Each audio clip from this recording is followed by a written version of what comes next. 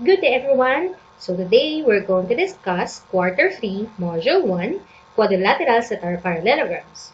For today's objective is to determine the conditions that make a quadrilateral a parallelogram.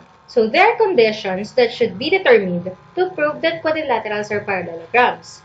Number 1, in a parallelogram, any two opposite sides are congruent. Consider parallelogram olive. Here, segment OL is opposite to segment EV.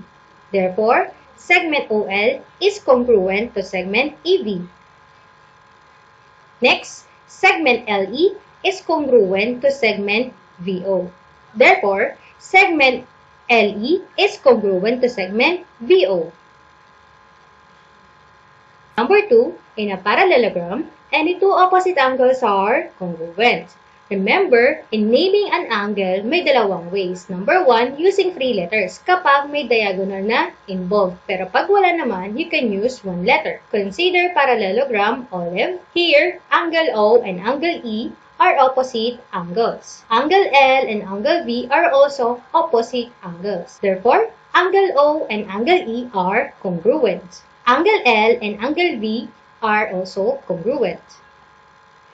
Number 3. In a parallelogram, any two consecutive angles are supplementary. Consider parallelogram olive. Note, kapag sinabi nating supplementary, kapag inad natin yung measurement ng dalawang magkasunod na angles, ito ay equal sa 180 degrees. Angle O and angle L are consecutive angles. Angle L and angle E are also consecutive angles. Next, angle E and angle V are also consecutive angles. And angle V and angle O are also consecutive angles. So, ibig sabihin, kapag inad natin yung measurement ni angle O plus the measurement of angle L equal to 180 degrees.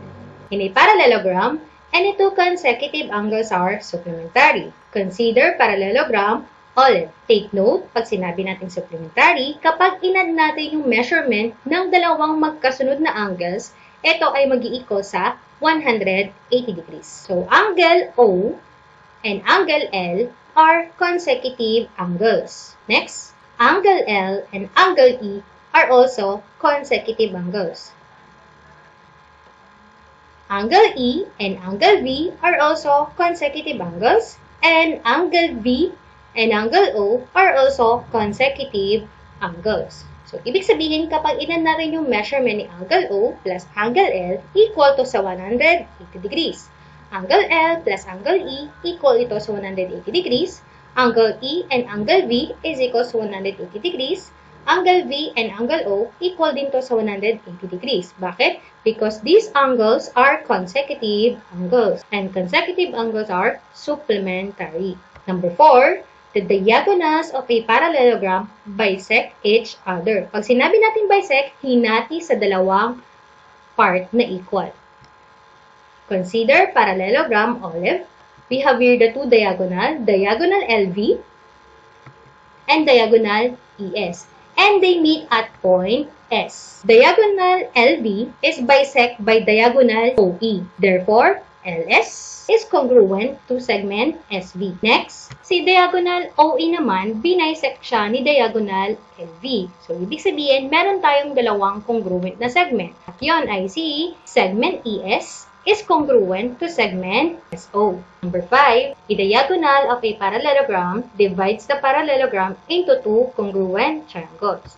Consider parallelogram olive with diagonal OE. Meron tayong dalawang congruent na triangle at yun ay si triangle OLE is congruent to triangle EVO, and with diagonal LV, we have another two congruent triangle, and yun ay si triangle VOL is congruent to triangle LEV. For homework number 2, create a video stating, illustrating, and showing a proper marking of the figure on the properties of a parallelogram. And this is how I'm going to grade your homework. That's all for today. See you next meeting!